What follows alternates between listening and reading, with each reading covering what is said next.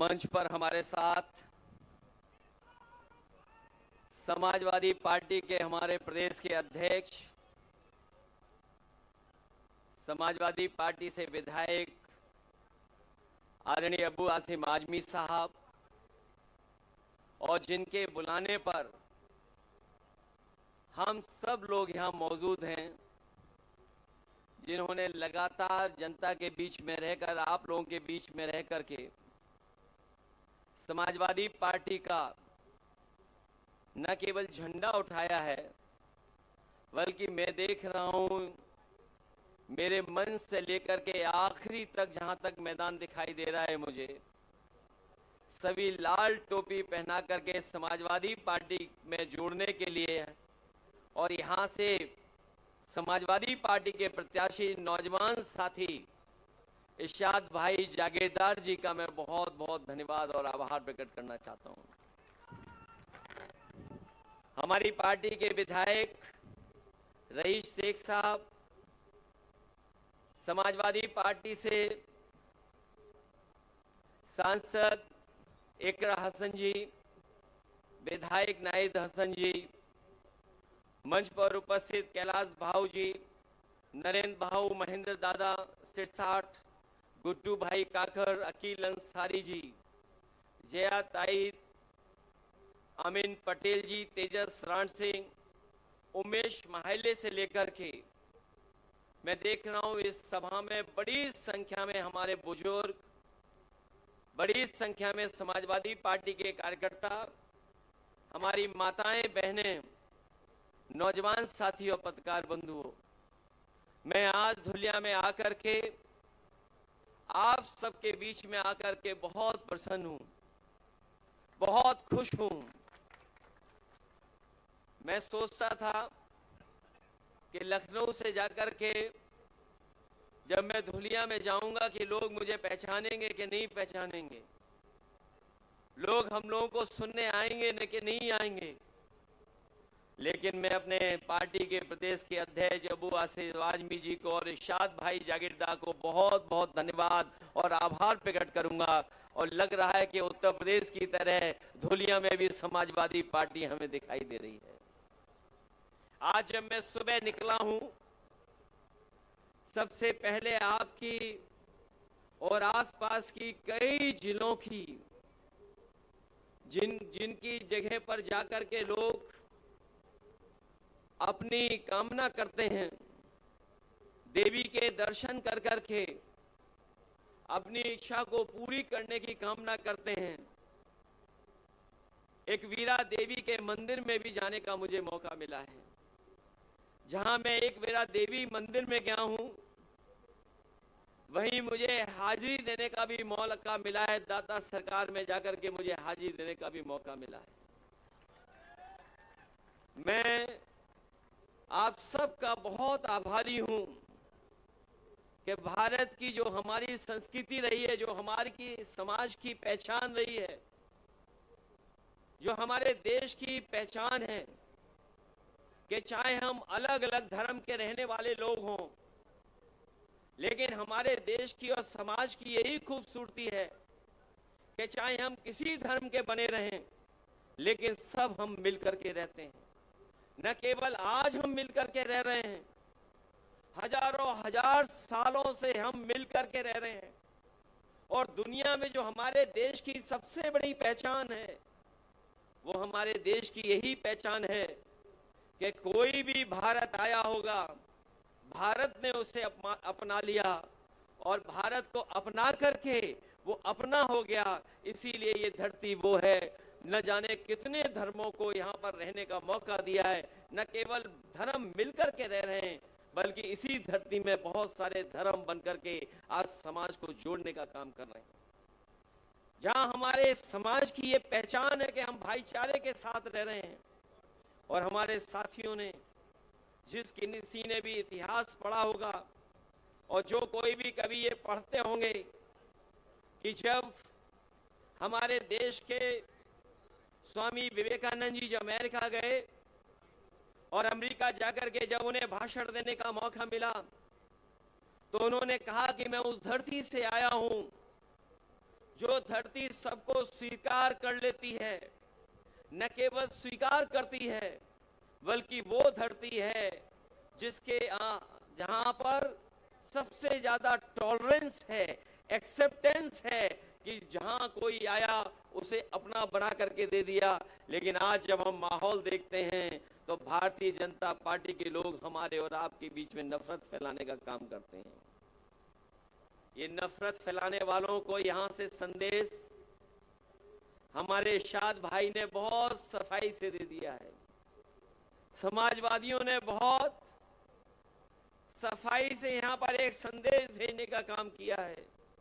जिस प्रदेश से हम लोग आते हैं वहां पर बुलडोजर से डराने का काम करते हैं, बुलडोजर से डराने का काम।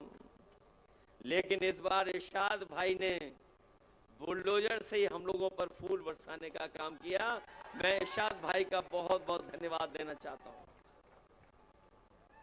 मैं उनसे कहूंगा कि जो बुलडोजर लेकर के लोगों को डरा रहे हैं, कम से कम धुले के लोगों की दिल की आवाज सुनने के यहाँ के लोग अपने बुलडोजर पे फूल लेकर के फूल से एक दूसरे को जोड़ करके स्वागत करने का काम करते हैं।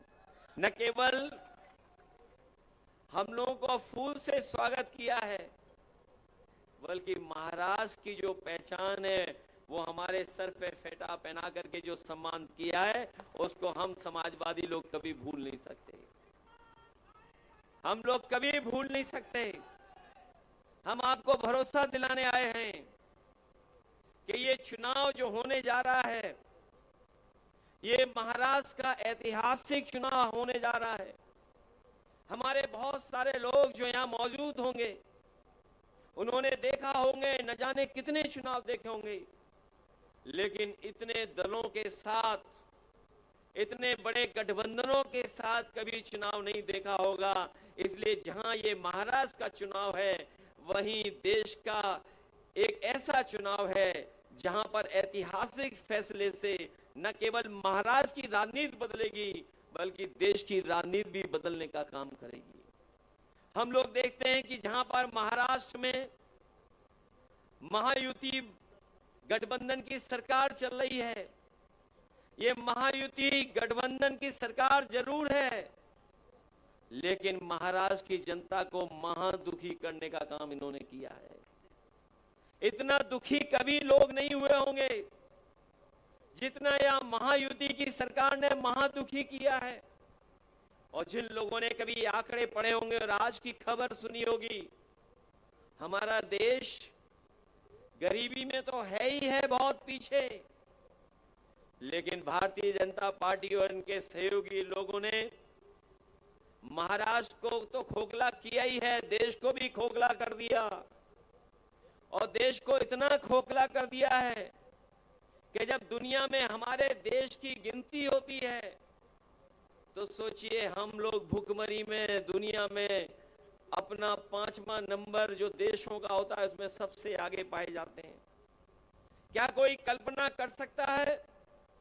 भारतीय जनता पार्टी ने तो सपना ये दिखाया था कि दुनिया की सबसे बड़ी अर्थव्यवस्था बन जाएगी हमारा भारत, लेकिन जब आज सूची निकल रही है तो हमारा देश जो भुखमरी के आंकड़े आए हैं, जो भुखमरी में सबसे ज्यादा भुखमरी के देश हैं, उन 5 देशों में सबसे ज्यादा ऊपर अगर कोई देश दिखाई दे रहा है तो भारत दिखाई दे रहा है।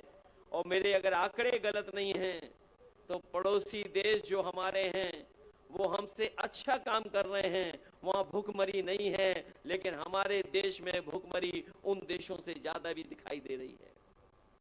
जहां महाराष्ट्र को खोखला किया है वहीं पिछले लोकसभा के चुनाव के बाद ये भारतीय जनता पार्टी के इस गठबंधन के लोग हार की हताश में हैं। हार की हताशा इतनी है कि इन्होंने पैसे का बंदर बांट किया है, धन संपत्ति का बंदर बांट किया है। अभी तक तो सड़कों पे बंदर बांट किया था, सड़कों को लेकर के विकास की सड़कें जो बननी थी वहां बंदर बांट हुआ। वहीं हमें देखने को मिली वो तस्वीर जहां पर हमारे छत्रपति शिवाजी महाराज, उनकी जो प्रतिमा थी, जो नई लगी थी, वो भी टूट गई। इसलिए ये जो हमारे छत्रपति महाराज जी की प्रतिमा पे जो घपला घोटाला करने वाले लोग हैं, उनको भी महाराष्ट्र की जनता इस बार छोड़ने वाली नहीं है, क्योंकि महाराष्ट्र का सम्मान को बचाने का भी चुनाव है। ये महाराष्ट्र के लोगों का अपना चुनाव है। जिन लोगों ने प्रतिमा लगा करके भ्रष्टाचार किया हो, पैसे में बंदरबांट की हो, उनके खिलाफ भी यहाँ की जनता दिखाई देगी। और यहाँ तो सब लोग जानते हैं, ये जो महाराष्ट्र की महायुति सरकार चल रही है, ये जनता की चुनी हुई सरकार नहीं है। इस सरकार को इन्होंने हथियाने का काम किया है। क्या बताओ, आपको नहीं पता कि सरकार तो चुनी गई थी किसी और की। न केवल सरकार गिराई, पार्टी तोड़ी, और ऐसा धंधा किया है कि पूरी की पूरी सरकार भी हत्या ली। क्या ये महाराष्ट्र की जनता कभी स्वीकार कर सकती है? अब इस बार चुनाव आने वाला है, और चुनाव में मुझे पूरा भरोसा है कि महाराष्ट्र की जनता इस बार महायुति गठबंधन को हरा करके अपने सम्मान को बचाने का काम महाराष्ट्र की जनता करेगी। ये लोग जो संता में बैठे लोग हैं, इन्हें महाराष्ट्र को इतना पीछे छोड़ दिया है कि जो महाराष्ट्र लोगों को नौकरी और रोजगार देता था, महाराष्ट्र में लोग इसलिए आते थे कि यहां नौकरी और रोजगार मिल जाएगा, लेकिन दिल्ली और महाराष्ट्र की सरकार ने यहां के कारखाने और उद्योग को चौपट कर दिया है। लोगों के हाथ में ना नौकरी है ना रोजगार है, और महाराष्ट्र में लगने वाली इंडस्ट्री जो महाराष्ट्र में लग जाती, वो महाराष्ट्र में नहीं लगने दी, ये अपने गुजरात में लेकर के गए हैं। गुजरात का के जाकर के अपने प्रदेशों में कारखाने लगा रहे हैं। महाराष्ट्र के कारखाने जो महाराष्ट्र में लग जाते, वो महाराष्ट्र में नहीं लगे हैं, गुजरात में जाकर के लगे हैं। इसलिए मैं आपसे कहना चाहता हूं, इन बीजेपी वालों की हमारे आम लोगों की रोजी रोटी पर बुरी नजर रख रहे हैं, और जो बुरी नजर रखते हैं उनके खिलाफ जनता लड़ने का काम करती है, जनता हटाने का काम करती है। हम लोग उत्तर प्रदेश जहां से आए हैं, हम लोगों ने इन्हें देखा है कि किस तरीके से ये लोग वादे करते थे। याद होगा, इन्होंने अच्छे दिन का वादा किया था, लेकिन सत्ता में आए तो इससे ज्यादा बुरे दिन हमने और आपने नहीं देखे। जब बेरोजगारी बढ़ गई, महंगाई बढ़ गई, इन्होंने कारखाने बेच दिए, बैंकों का पैसा डुबा दिया, और एक ऐसा भी समय देश ने देखा कि जब लोगों के अपनी कमाई के पैसे जो उनके पास रखे थे, वो रुपया बंद कर दिए, बैंकों से नोटबंदी कर दी। जो लोगों ने अपनी मेहनत से कमाया था, नोटबंदी का परिणाम ये हुआ कि हमारे कारखाने बंद हो गए, उद्योग खत्म हो गए, और नोटबंदी का परिणाम ये हुआ कि आज महंगाई हो गई है। इसलिए हम आपसे निवेदन और अपील करने आए हैं कि हम लोगों ने उत्तर प्रदेश में तो इनका मुकाबला कर लिया है। ये बड़े बड़े सपने दिखा रहे थे उत्तर प्रदेश में कि उत्तर प्रदेश को बदल देंगे, उत्तर प्रदेश की अर्थव्यवस्था ऊंचाई तक पहुंचा देंगे। वहां की जनता समझ गई, वहां का किसान समझ गया, उन्होंने भारतीय जनता पार्टी को हराने का काम किया है। हम जब देखते हैं कि महाराष्ट्र में जो हमारी आर्थिक राजधानी है, मुंबई जो आर्थिक राजधानी है, जहां पर सबसे ज्यादा उद्योगपति हैं, सबसे ज्यादा कारोबार करने वाले लोग रहते हैं, लेकिन उसके बावजूद भी जब हम देश के आंकड़े देखते हैं तो सबसे ज्यादा किसान और गांव में रहने वाला गरीब है, और सबसे ज्यादा किसान हमारा आत्महत्या कर रहा है। एक अर्थव्यवस्था या ऐसी व्यवस्था जहां पर ये कहते हो कि हम खुशहाल बना देंगे, लेकिन हमारे किसान के हाथ में कुछ नहीं आ रहा है। और किसान के जीवन को बदलने के लिए इनके पास पैसा नहीं है। इनके पास जो कुछ पैसा है वो बड़े बड़े उद्योगपतियों की मदद करने के लिए है।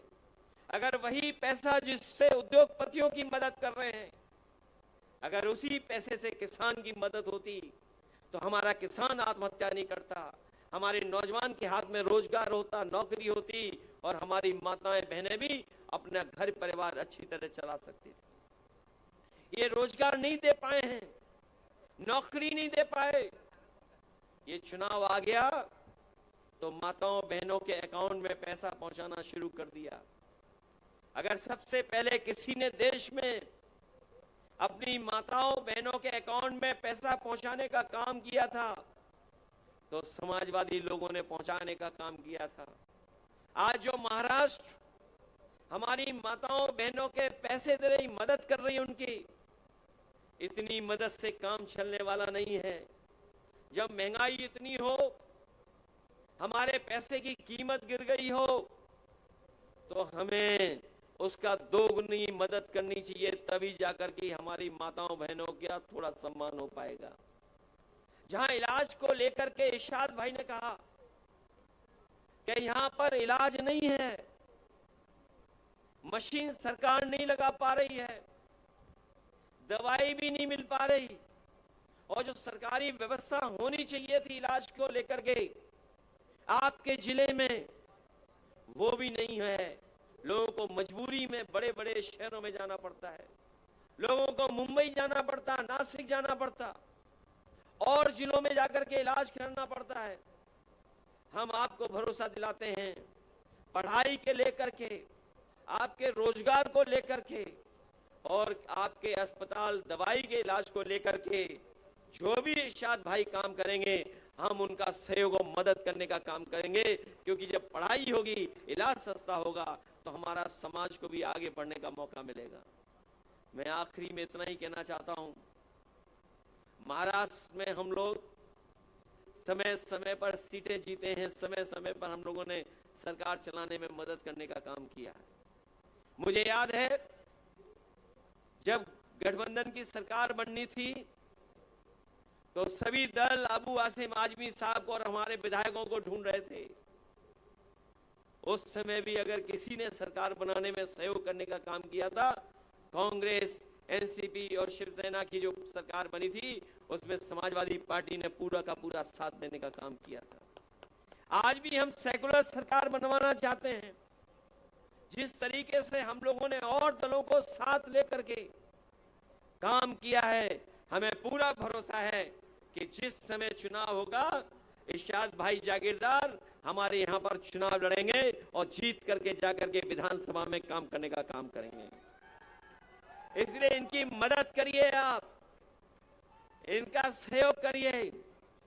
और इनका चुनाव चिन्ह तो इतना आसान है, साइकिल।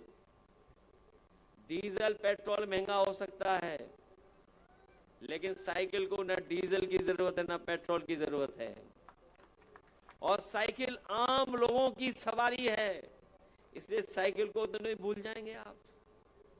हमारे इरशाद भाई को हम लोग चुनाव लड़ाएंगे और जिता करके आप भेजना, हम उनके साथ खड़े होंगे। आप ये आपके सुख दुख में खड़े होंगे। जो कुछ भी हमें मदद करनी होगी, हम लोग इनकी मदद कर करके इनको आगे बढ़ाने का काम करेंगे। न केवल ये चुनाव आपका है, महाराष्ट्र का चुनाव देश की राजनीति को बदलने वाला चुनाव है। मैंने पहले भी कहा, ये ऐतिहासिक चुनाव है। इस चुनाव का परिणाम आएगा, बीजेपी हारेगी, सरकार यहां हटेगी, और जब महाराष्ट्र में सरकार हटेगी तो दिल्ली की भी सरकार हट जाएगी, और दिल्ली की सरकार हट जाएगी तो जो बुलडोजर लेके चलते हमारे मुख्यमंत्री वो भी हट जाएंगे। इसलिए महाराष्ट्र का चुनाव हराइए और उत्तर प्रदेश का भी सरकार बदलने का काम करेगा। ये बात तो आप समझ रहे होंगे, क्योंकि दिल्ली की सरकार चलने वाली सरकार नहीं है, वो सरकार गिरने वाली सरकार है। और ये सरकार जो बनी है वो हत्या के सरकार बनाई है, और ये जमीन तो उन लोगों की है जिन्होंने समय समय पर सामाजिक लड़ाई लड़ने का काम किया है। बाबा साहब भीमराव अंबेडकर जी की कर्मस्थली है। ये हमारे सामाजिक न्याय के तमाम पुरोधा, चाहे ज्योतिबा फूले जी हों, साहू जी महाराज हों, से लेकर के समय समय पर यहाँ पर सामाजिक सद्भावना, सामाजिक न्याय की आवाज उठी है। जो लोग संविधान बदलना चाहते हैं वो ये याद रखें कि महाराष्ट्र और महाराष्ट्र की धरती बाबा साहब भीमराव अंबेडकर जी की कर्म भूमि रही है। जो लोग संविधान बदलेंगे उनको बदलने का काम यहाँ की जनता करेगी। ये संविधान जो बदलने निकले हैं उनको संविधान बदलने नहीं दिया जाएगा। मैं आपसे कहना चाहता हूं कि जो उत्साह और जोश, जो समर्थन हमें दिखाई दे रहा है, हमें पूरा भरोसा है कि यहाँ से इरशाद भाई जागीरदार बहुत अच्छा जीत करके जाएंगे। आज के समय पर पढ़े लिखे लोग राजनीति में कम आते हैं। इरशाद भाई जागीरदार पढ़े लिखे भी हैं। पढ़े लिखे होने के साथ साथ दुनिया के दूसरे देश भी देखे हैं।